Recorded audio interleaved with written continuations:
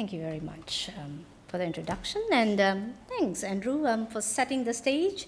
And my take is quite different. And being an economist, we are often accused of being double-handed. So that's what I'm going to do today, to talk about whether we should intervene or should not, and why, pros and cons. So the intervention here I'm going to talk about is more the government intervention. So it's really more in a very general sort of space. And the work that I've been doing is really with a group of social scientists from the University of Queensland. And I personally have done quite a lot of work on Airbnb, and we're now moving quite a bit into Uber. So I will now talk more about those two platforms, only because they're very prominent. Oh. Why is it? Okay. Let me just enter. Okay, right. So the gig economy, or the sharing economy, or the peer-to-peer economy, loads of words around the same sort of concept. In Australia, it's worth quite a bit. As you can see, it's 15 billion in 2017, and we'd expect that's a lot more now. And about 48% of the Australians are actually involved in the gig economy, earning money. Now, the figures that Andrew put up was something like 6%. That's more like people who are possibly full-time, whereas this is just being in there part-time, being on and off on the platform, just earning a bit of money. Hence the difference in the percentage of workers. Now, we know that Uber is somewhat quite prominent, but also we've got other sorts of accommodation platforms, like the stays, and you have 9 flats. But, we've got Airbnb as being the very prominent one. And likewise, Uber, the competitor for Uber here is Ola. Whereas in the US, they've got Lyft. And you know that Lyft has already put itself on the stock market, and Uber is coming through, although they show that they've got a lot of losses. But very interesting, the whole phenomenon of how these organizations actually work. Now, in terms of percentage of commission, Uber takes about 25% of the commission. And then we've got Airtasker is 15%. And Airbnb is between 8 to 10% commission. And it can quite often vary depending on how much the Airbnb host is earning. And then we've got Deliveroo, and they take something like 35%, 35 cents to $1 from the restaurants. And when you actually order your food, you pay $5 on top. So that's quite high in terms of the cost to someone who's actually working. Well, I shouldn't use the word working. In a contractual agreement, let's say, with Deliveroo. So now also, before I go on, Deloitte did a bigger study on how the various states have been generating the revenue. And by and large, New South Wales is the one who's got the highest revenue, or rather the gig economy is contributing quite a lot to GDP, followed by Victoria, and then we've got Queensland. It's not very surprising that the revenue rates are very different, or the growth of the gig economy is variant in all these areas, simply because of the demand. So in terms of the Australian profile, the people who are using the online platforms, 53% often are on eBay and Gumtree. It hasn't created much controversy because it's more second-hand goods, so it's quite safe.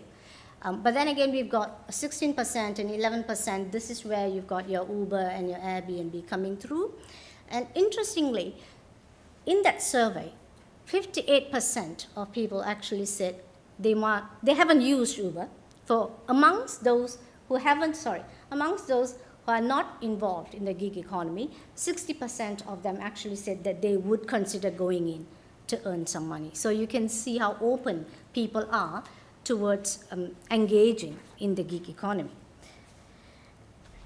Now for the UK, that's the composition, slightly different from that of the Australian economy. And again, the GDP is really purported to be quite high in about 5 years' time, but even now it's quite substantial. But what interests me more is the fact that 61% of them earned less than the tax threshold from the gig work. So what does this mean? And well, two factors could be really driving that. Well, first of all, they are just in there for a short period of time, not wanting to earn too much so that they don't have to pay tax. So that's really a strategy. Now, the other sort of factor that was put forward was, indeed, there may not be that much of work around for them to be earning enough. So these came out of the report on the gig services in the UK. So 16% of them provide driving and delivery services, so similar to that of Australian economy. Uber was actually banned in the UK, and they appealed their case, and now apparently they're on probation. Now, whatever that means, it's not very clear to me, so whether they're allowed to operate for a while until maybe some cases are solved, it's not very clear to me. So maybe the lawyers in the room here can talk about that. I just also want to say a little bit more about what's happening in the developing countries. Things like places like China. I spent a month in China just, I came back 2 weeks ago, and it is big. The gig economy is really big. So they've got Didi instead of Uber, and they have Airbnb, and everything is very app-based. All payments, everything is very app-based. And the data there shows that in 2017, that's half the population of China. They are involved in the gig economy. And given the critical mass, it's not surprising that the transaction value has actually doubled from 2015 to 2017. India, too, is very big on these things, but we don't hear too much in terms of the debate or concerns about how the traditional industries are being affected. When I say traditional industries, I mean with regards to Uber, of course, the hotels are the ones who are concerned, and with regards to Uber, it's the taxi industry, and with regards to Airbnb, of course, it's the hotel. So those are the traditional industries. But when it comes to the developing countries, you don't see that much of debate out there. So I've done quite a bit of work on these two countries, and what appears to be the case is that the population is large enough, the share, the pie is big enough, so nobody's really too worried about their market share being taken away. So I thought that was quite interesting. But also in the developing countries, one needs to think about the fact that they're actually out there earning money. So in terms of poverty, that's helping. So it hasn't become a big issue for the developing countries yet. Okay, now to this question about whether or not government should intervene. So we've got two schools of thoughts. One is this wonderful free market mechanism. Don't intervene. Don't touch the market. The market knows what it's doing. So we believe in this invisible hand, whereby if you leave things as they are, the demand, the supply will match, and you'll reach a nice equilibrium. Okay, so that's a free market principle. The argument underlying that is that, look, if you don't intervene, you're allowing for free competition, okay? And there are good things that come out of this free competition because it's going to lead to innovative thinking of trying to compete better. So the taxi industry is now said to be more leaner, not necessarily meaner. Lean in a sense. I've spoken to a lot of taxi drivers, and I've spoken to the Taxi Industry Council, and they've actually said that they now treat their workers better because they're concerned that they're actually going to go and become Uber drivers. And I've spoken on both sides. So in that sense, it's quite good, but I'm not saying it is the best deal ever. And what else has been happening? So with the people who are putting their houses up there, they too want to be able to provide a different sort of service. So competition can bring about good elements. And even more interesting is this argument that we're not really competitors here. Because when you look at Airbnb, the kind of service that's provided, it's a homely environment. Okay? You talk to your host. You're having dinner with the host. So that whole idea is that it's not exactly hotel. So the comparison is between apples and oranges. We are offering very different services. So that's the idea. And Uber is quite interesting in a sense. It's now providing different products. Like what? That's fly taxi that they're thinking about. I don't know if you've actually know a little bit about this. They're like drones or helicopter-like things, and they're actually trying this out. So that's going to be the transportation mode. So even the Uber drivers themselves in the US are a little bit concerned about this. And they're talking about electric scooters. They're talking about transporting anything and everything, one-stop platform. So there are these so-called different products, variety of products that are coming through. So their argument is that, look, this means that others who think they have competition will need to become more innovative. So then the age-old argument that this is actually generating, fill a gap in the market. Let me get back to that. So that is quite interesting for the Australian scenario, because there was a Productivity Commission report which showed that in the coastal areas, the Airbnb is actually filling a gap because there is a supply shortage in terms of hotels and the quality of the hotels. So therein lies the answer that, oh, look, it's generating jobs, it's filling a gap, which is a problem with regards to the hotel industry not doing their job. Of course, on the other hand, you've got people in the city saying, look, it's not always true that you're filling a gap, you're actually pushing people out of the rental market. So it's a regional issue. You can't just say it's affecting one area in the same way that another area is being affected. Generation of jobs. Now, if you talk to some of these Uber drivers, they are often, quite a lot of them are migrants, and they are in that in-between role of trying to get a job, okay? So that they are in a job, would you rather that they earn something or go on the dole market? So at least they're doing something. So let's not take away the jobs from them. But even you have retirees, okay? They're out there, they're doing what they want to do with their underutilized assets. So these are not necessarily people who are in there to earn a permanent income, so to speak. And again, there's a work-life balance. People who are involved in either Airbnb or Uber, they're talking about the fact of flexibility. I can drive my car when I want to. I can look after my kids when I want to. If I don't want to rent my place, I don't have to. So all of this comes down to the fact that it is their preference. It is their choice to want to do these things. And in terms of the consumers, yes, there are concerns of safety and security, but you also know that when you choose to sit in an Uber or you choose to go to an Airbnb, you are essentially taking the risk. If something goes wrong, you're not necessarily protected. Okay? So if you have this awareness, then I think the market can function quite well. So there's also arguments about the market is very well, it regulates on its own because you have these feedback mechanisms. All right, there are rating systems. Again, if you're so concerned about being unsafe, then go for those high-rating Airbnb hosts. Okay, you pay more, but you also know for sure you would be looked after. So there are these mechanisms in place. And if the Uber driver, for instance, gets a rating of 4, he is actually called in by the Uber company. Okay, but interestingly, he's not shown the complaint, neither can he respond. So again, here we are going into your area of whether or not that's allowed, but I won't go into that.